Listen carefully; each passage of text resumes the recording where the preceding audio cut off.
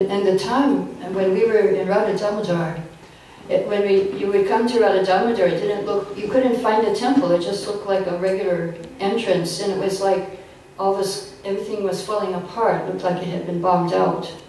And when we were sitting in the courtyard, it was full of rubble and cement, but we were sitting in the original dust, which was really nice, because you could think, wow, here 500 years ago, the 6 Goswamis were sitting and discussing Bhagavatam, and here we are, 50, with Srila Prabhupada doing the same thing. So it was quite wonderful to hear Srila Prabhupada, and then nectar devotion in the evening.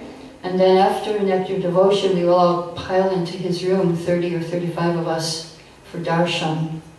And so he would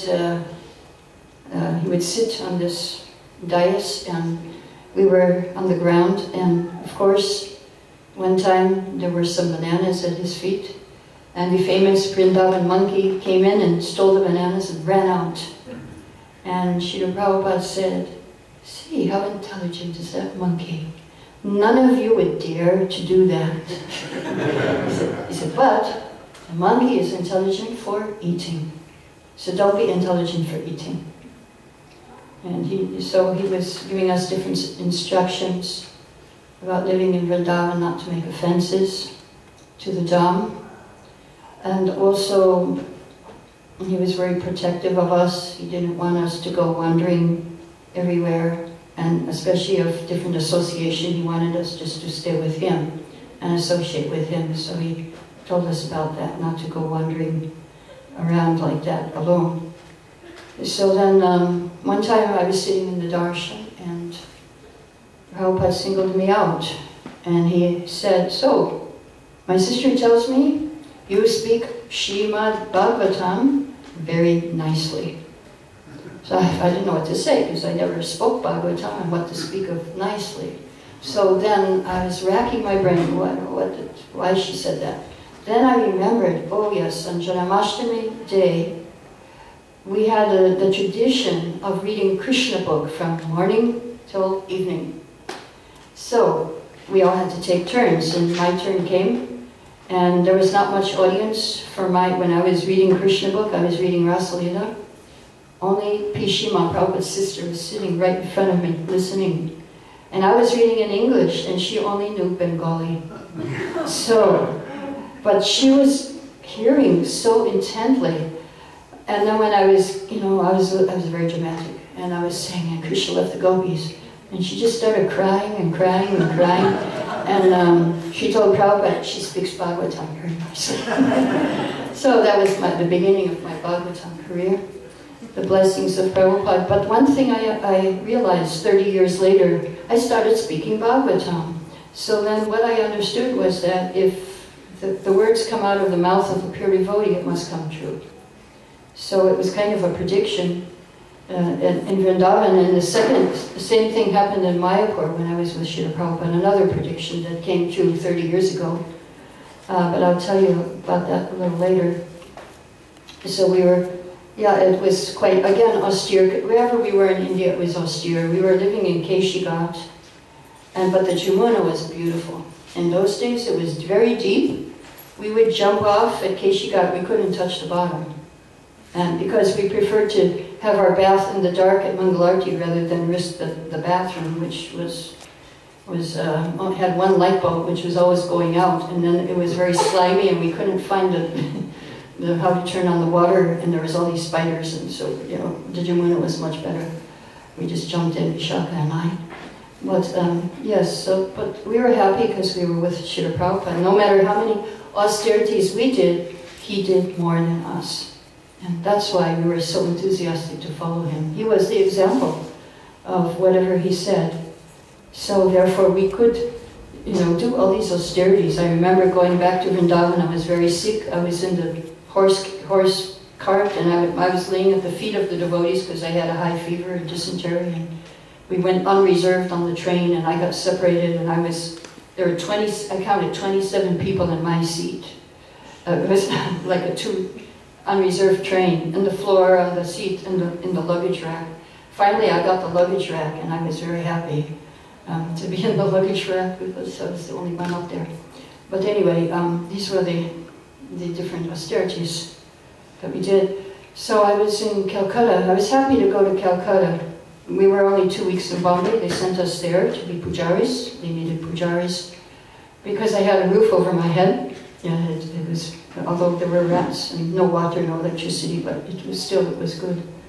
And Prabhupada did come there very often. He was on his way to Mayapur, he would stop in Calcutta, and on his way back from Mayapur, he would stop in Calcutta. But he never really stayed there for long because his wife was there, so he didn't want to stay there. She was in the same city. And he often appreciated us. He would say, I'm so happy that you're preaching here for me because I cannot stay here very long. And he would always glorify the deity worship, practically every class. He would say something, Shivigrahara Taranidyanana. Another time he said that this deity worship is under the direction of Srimati Narayani. She's actually doing it, and you are just serving. And one thing that we had in Calcutta was opulence of flowers. I had one man, he was donating 50 garlands every day for Radha Govinda, Gaur Radha Govinda and Jagannath. We had the first Gauranga in the movement, but it was no Nitai, only Gauranga Radha Govinda because there was no room. Prabhupada, we asked Prabhupada, should we have Nitai? He said, no, no place. You just have Gaur Radha Govinda. And then after that, Gauranga went to Mayapur. And so that they had Gaur Radha Govinda too, or Gaur Radha Madhava it was. But anyway, so we had all these flowers. And I would change the flowers 5 times a day. And we had this window behind the deities was open, and the bees would all fly in because it was an amazing scent coming from the deities. So on Radha Govinda's side, Gaur Radha Govinda, these big bumblebees would come, and they would circumambulate, and they'd sit in lotus flowers, because we would have 144 lotus flowers every day too, big ones, and very fragrant. I found 6 different types of aromas from the lotus flowers. I was smelling them every day after they were offered. And often I would walk in the deity room and a bee would fly out from the lotus flower. I would put one on Krishna's flute or Radharani's hand. And on Jagannath's side, there were small bees, and they were sitting on the garlands. So I was reading 3rd canto while I was doing this deity worship, and I said, in 3rd canto it said, the bees are sitting on the garlands of the deity, of Krishna. And I said, yes, it's happening right here. Bees are sitting on the garlands. And then the bumblebee was coming to Radha Govinda's side. So when Prabhupada noticed the bees, he said, yes, when the bees come to the deities, then the deities are pleased with worship. And so that was, he was always complimenting us, but he also chastised us too. So one time we had, because there was not so much electricity, so we had these big ghee lamps, and we had to light them most of the time. So one time Prabhupada looked at the ghee lamps and he said, why are the ghee lamps so dirty? And, he calls us up, and you want to kind of look for a hole in the floor that hopefully you will fall into, but not. You have to stand there and take it.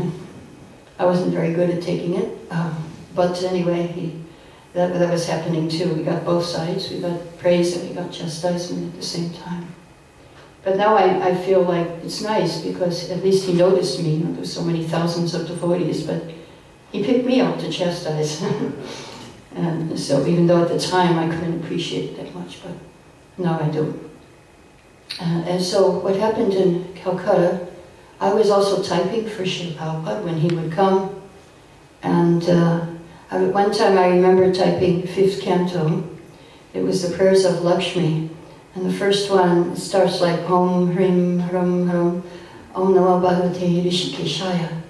So then I typed that, I typed that in, and then I typed in the prayer of Lakshmi worshipping Pradyumna, and then the purport Prabhupada said, this is a mantra which is very powerful, and the devotees should chant these mantras Then I thought, wow, Prabhupada's giving me a mantra.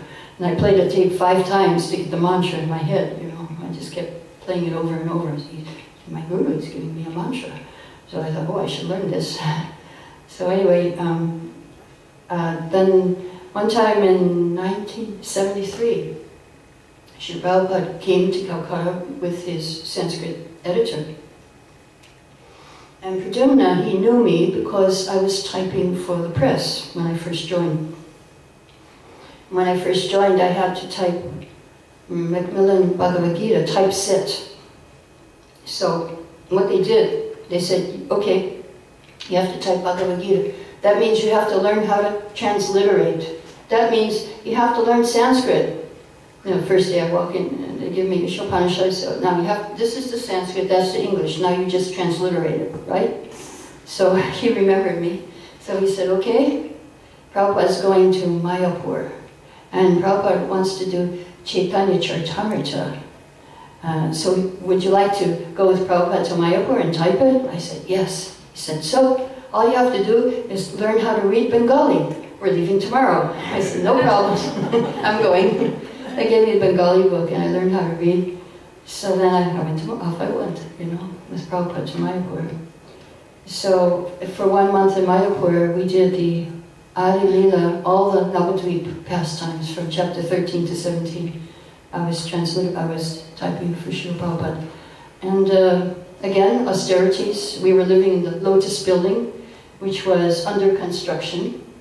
At the time, there were bathrooms, but there were no pipes in the bathrooms, not even in Prabhupada's. He was living with us. So somebody was carrying, I think it was Bhavananda, was carrying Prabhupada's urine on his head, up and down and throwing it. And we had to find some horrible outhouse in the middle of the field somewhere. But forget it, before Mangalarti, you know, you can meet so many things out there. And we didn't do it. But anyway, yeah, we had another austerity. And the doors had no handles. The windows were holes in the wall. And our room, the ladies' ashram, had no door. So we had to go through the next room, and the next room had no floor. And we were up on the first floor. So we had to walk a plank to get to the door, and in and out. That's just, when you're young, it's fun, right? It's an adventure.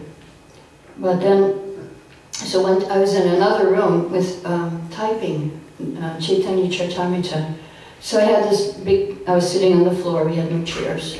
Probably a trunk, I think it was on a trunk. I had this dictaphone and I was listening to Srila Prabhupada say the Bengali. I was reading it in this big Chaitanya Charitamrita and I was typing, transliterating it into English. So Prabhupada saw me, he looked in the window, he said, oh, you know Bengali. I said, yes, Srila Prabhupada. Not quite. He said, oh, come to my room. So I went to his room, he said, so, you know Bengali? Yes, Srila Prabhupada.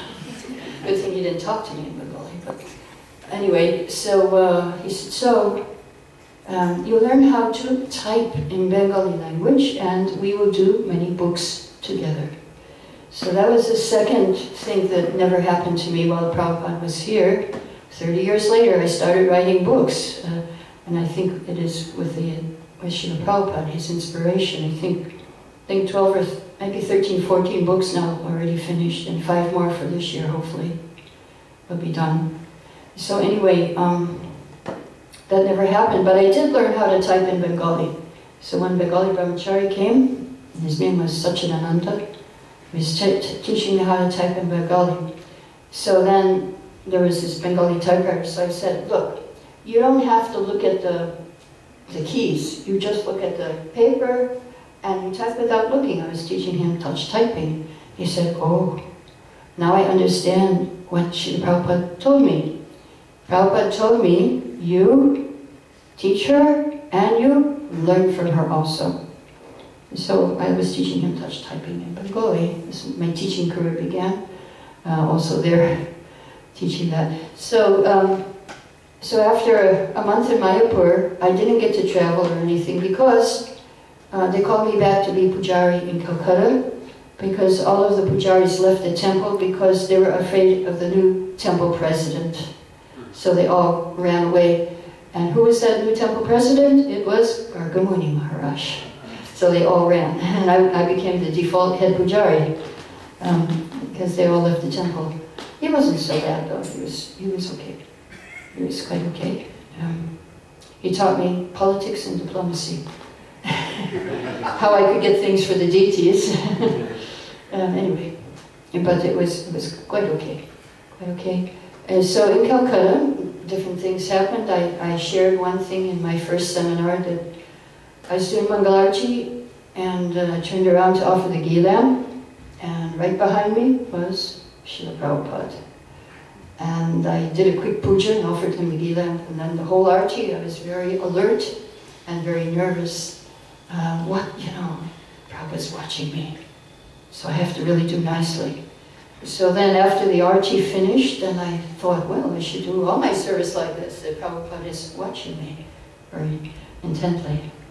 So then, one time he was giving class, Bhagavad Gita, Srila Prabhupada. It's just so amazing. We would just watch his every move was like from the spiritual world. We couldn't understand. We never saw anybody move or like he did. And so I was always trying to figure out, but again, the intelligence you can't do with your intelligence. But one time he was giving Bhagavad Gita class, the 9-11 Avajananti Mamudha Manushintam Nashitam. So then the brahmacharis, the men, the sannyasis, they were saying the verse from the book. The ladies didn't have any book, but I knew it from memory, so I just said the verse from memory, and Prabhupada was so happy with me. He opened his eyes wide, and I knew he was pleased that I knew the verse. So then one time we had all these flowers. Prabhupada came for Darshan Arti during Mayapur festival time, and he sat on his Vyasasan, and around him were all these sannyasis. And Srila Prabhupada called us up, and my husband and I, we were the pujaris, so he said, thank you very much for worshipping the deity so nicely. And then when we were offering obeisances, he said something else, which one sannyasi called to our attention afterwards. He said, did you hear what Prabhupada said when you offer obeisances? And we said, no. And he said, be blessed. So we got blessings of Prabhupada. But then after that I realized, well, okay, we got the blessings of the Guru, but that doesn't mean that now we retire and take a vacation. Every day we have to earn the blessings again. Every day is a new day. And again, we have to earn the blessings of the spiritual master. So then, after Prabhupada left, I also had an experience when I came to Vrindavan. I did not know what would be my next service. 7 years I was doing pujari work, 7 years book distribution, and then 7 years I had a child. I was taking care of my child. And then I came to Vrindavan. I didn't know what service I was supposed to do. So I was chanting attentively, and because of that I could understand, oh yes, I have to, I thought, okay, until I find out, I'll just read, because that's what I like to do. After 3 months reading, I understood, oh, I have to share it with others. But I did want confirmation. I got it from the devotees, I got it from Lord in the Heart, from chanting japa, I got it from the astrologer, but I wanted it from Srila Prabhupada personally, so I thought, how am I going to do that? How will I find Prabhupada? He's left this world. So I walked into the samadhi. I was searching for an answer, for confirmation. So I walked into the samadhi, and there was a tape of Prabhupada playing. Prabhupada said, do you think the deity is made of stone? I looked up, I said, no, Prabhupada, I know you're here, I believe it. Then he goes on, he said, do you think the acharyas were so foolish to worship stone? I said, no, Prabhupada, you're here. But I would like some more personal instruction. So then I got the inspiration to go to the rooms of Srila Prabhupada in Vrindavan, where Prabhupada is sitting, and every day they put a letter that Prabhupada wrote to some disciple. I thought, okay, let me just check the letter. Maybe something's in that letter that is appropriate instruction.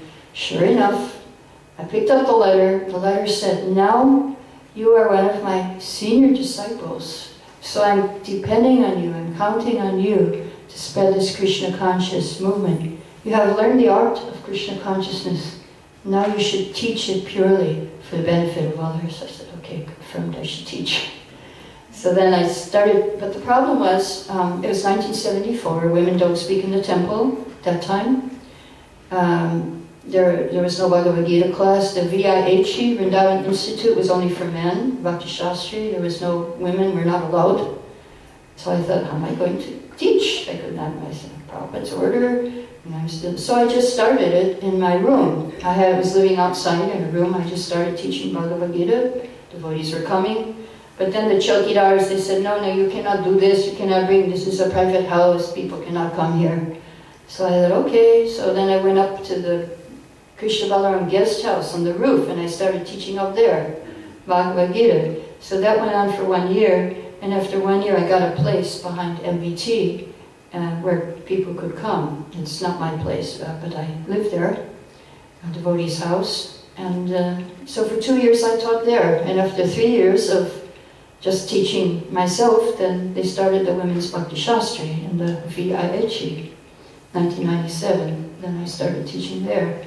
So what I learned from that experience is that you may think you have no facility, but that doesn't matter. You just have to follow the instruction of your spiritual master, and the facility will come. In other words, the philosophy is just do it. So that was our philosophy. The Guru gives you instruction, just do it, don't worry how, don't worry facility, just do his instruction, follow his instruction. And then in 1997, I taught 1 year the ladies. The next year, I taught the brahmacharis because their teacher didn't come. And then I went, next year also, they sent me to Europe, traveling to teach. So it was quite amazing, just because I tried it. I tried, okay, let me just do it. And then I got all facility. I thought, okay, there's no facility. Let me make facility. And it worked. It worked. Krishna helped me. So I just want to leave you with that there's hope for all of us. Don't ever give up hope. That doesn't matter what your service is. If you think you have no facility, doesn't matter. You just make it. You make the facility. Krishna will help you. So I will stop there if you have any questions or comments.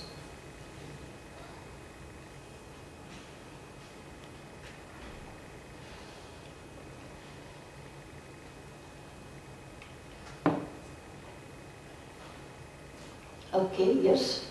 It sounds so fresh when you speak it. It sounds like it just happened. Yeah. How do you keep that memory so fresh? I keep speaking it. That's how I keep it fresh. How do I keep this memory fresh? Is because I keep speaking it. I keep speaking it to devotees. And so then I remember. There are, other things. He was very concerned for our health in Calcutta. 1 year he said, you don't have to follow Chaturmasya this year because you're doing enough austerity already. And so that year we didn't do Chaturmasya. Yes? You thought about writing a book? Yeah. Do you thought about writing a book? Did I think about it? Yeah. I didn't think about it, but I just did it. I mean, I have 13, 14 books now. Picture for every verse of Bhagavad Gita, and then that's Gita at a glance, Bhagavatam at a glance. Picture for every verse up to Canto 9. It's there. If you go online, goldenlotusproductions.com. You can get it online to any place in the world. I can't carry them around, they're heavy. Too heavy for me. Yes? On this DVD compilation that Yadu Bharat, following Srila Prabhupada. Oh, yes, yes. I don't know if you mentioned, but it's in Juhu Beach on the Bombay project that it mentioned in this that there was some kind of problem with the tenants. Yes, yes. What was the problem? Well, in India, we had, in Juhu Beach, there were tenants living in flats on the back of the land. So the law in India is, if anyone stays more than 11 months in a flat, you have to pay them the value of the flat to leave. So we didn't have money to pay all of them. Eventually that's what they did. They paid crores, millions of rupees to get them out. At the end, it was much later. That was Pardon me? That was way after, when they built now they built a whole new thing. And there's no flats anymore. Because the tenants, they seem to be very much in love with Srila Prabhupada, so it was only that who was the problem? Most of them were, yes. Some became initiated. One air hostess, the children of the tenants, two of the children became initiated. One air hostess in the back, and then another, her name was Baby Warrior. Yes, she was a child. Yeah, she's speaking very nice. Yeah, so she became initiated. Her mother was the most favorable, and there was another family called the Acharyas, where Prabhupada stayed. He said, I'm taking shelter of the Acharyas. And he was staying with them. And he was an airline pilot. There were a lot of, the airline, because it was close to the airport. So one air hostess, she's still flying, and she made many air hostesses devotees. Many of the Air India, she was with Indian Airlines, so she made many of them devotees, and they would smuggle books to Russia for us. Wonderful.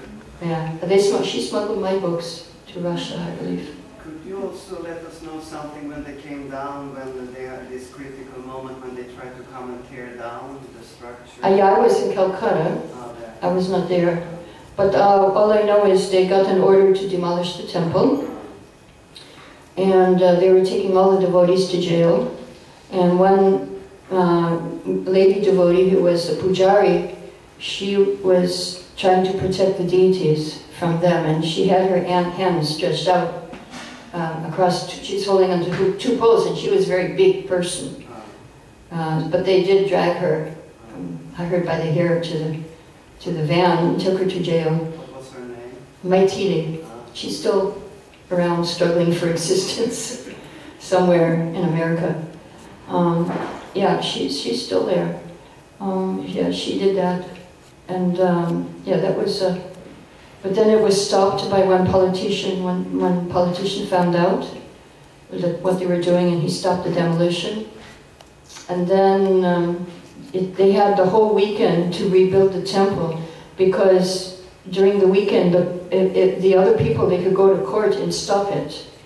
But it was a Friday night, and so the court was closed, and so they decided to rebuild the whole structure over the weekend. So one of the life members, his name was Mr. Sethi, he was into construction, and he actually did it, and they got threats from dacoits that if you try to construct this, then we will come with 150 dacoits and kill you.